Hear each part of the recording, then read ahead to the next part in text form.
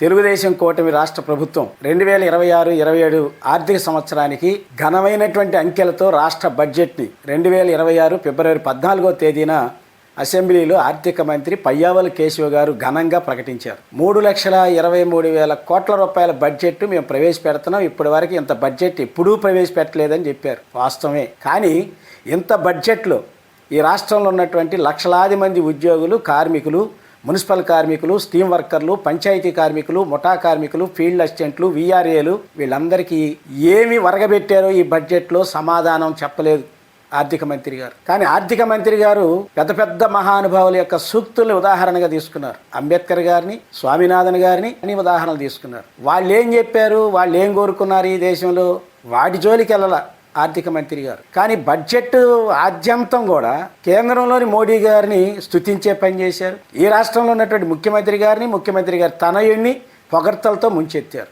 ఇందుకోసమైనా ఈ బడ్జెట్ లక్షలాది మంది ఉద్యోగులు, ఉపాధ్యాయులు, కార్మికులు, మున్సిపల్ కార్మికులు, పారిశుద్ధ్యం, ఇంజనీరింగ్, ఎన్ఎంఆర్, బదిలీ, కోవిడ్, ఎంబుక్, క్లాబ్ డ్రైవర్లు, పర్మనెంట్ కార్మికులు, వీరే కాదు, అంగన్వాడీ, ఆశా, మధ్యాహ్న భోజనం, ఫీల్డ్ అసిస్టెంట్లు, వీఆర్ఏలు, సమగ్ర శిక్ష, మెడికల్ అండ్ హెల్త్లో పనిచేసే కాంట్రాక్ట్ అవుట్ సోర్సింగ్లు, ఇలా సెక్రటేరియట్లో పనిచేస్తున్న స్వీపర్స్, సెక్రటేరియట్లో ముఖ్యమంత్రి గారి మంత్రుల పేషీల్లో పనిచేసేటువంటి అటెండర్లు, అయ్యా మా బతుకులు ఏం చేయబోతున్నారు, ఈ బడ్జెట్లో మాకేమన్నా జీతాలు పెంచి పెరుగుతున్న ధరలతో మా కుటుంబాలను ఏమన్నా ఆదుకుంటారా అని ఎదురు చూస్తున్నటువంటి వారి ఆశలన్నిటినీ కూడా ఈ బడ్జెట్ అడియాశలు చేసింది. అంబేద్కర్ గారు ఏం చెప్పారు?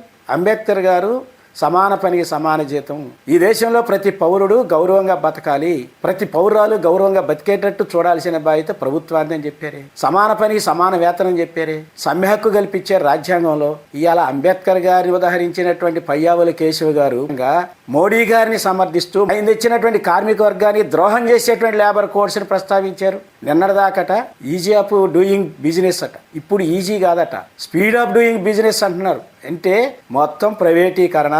ఇప్పటిదాకా స్లోగా చేసాం ప్రైవేటీకరణ, ఇక స్లో కాదు, మొత్తం అన్నిటినీ అమ్మేస్తాం, ఎవరు అడ్డొస్తే వాళ్ళందరినీ తీసుకెళ్లి జైల్లో పెడతాం, కేసులు పెడతాం అనే పద్ధతిలో ఈరోజు ఈ బడ్జెట్ ఉంది. అంతకుమించి ఈ బడ్జెట్లో ఏమన్నా ఉందా అని చెప్పేసి మేము అడుగుతా ఉన్నాం. సంస్కరణలు అమలు చేస్తారట. ఏమి సంస్కరణలు అమలు చేస్తారు? ఇప్పటికే విశాఖపట్నం, విజయవాడ నగరాల్లో మున్సిపల్ రోడ్లన్నీ ప్రైవేట్ పరం చేస్తున్నారు, మెడికల్ కాలేజీలన్నీ ప్రైవేట్ పరం చేస్తున్నారు. మెడికల్ కాలేజీలు ప్రైవేట్ పరం చేస్తే ఈ రాష్ట్రంలో ఉన్నటువంటి దళితులు, గిరిజనులు, బీసీల బిడ్డలు, ఆర్థికంగా వెనకబడినటువంటి తరగతుల బిడ్డలకి మెడికల్ వైద్యం, మెడికల్ విద్య అందుబాటులో ఉంటుందా? మెడికల్ విద్య పేదలకి అందుబాటులో లేకపోతే అక్కడ లక్షల రూపాయలు డబ్బులు పోసి విద్య కొనుక్కునేవాడు రేపు వచ్చి సమాజానికి ఏం చేస్తాడు?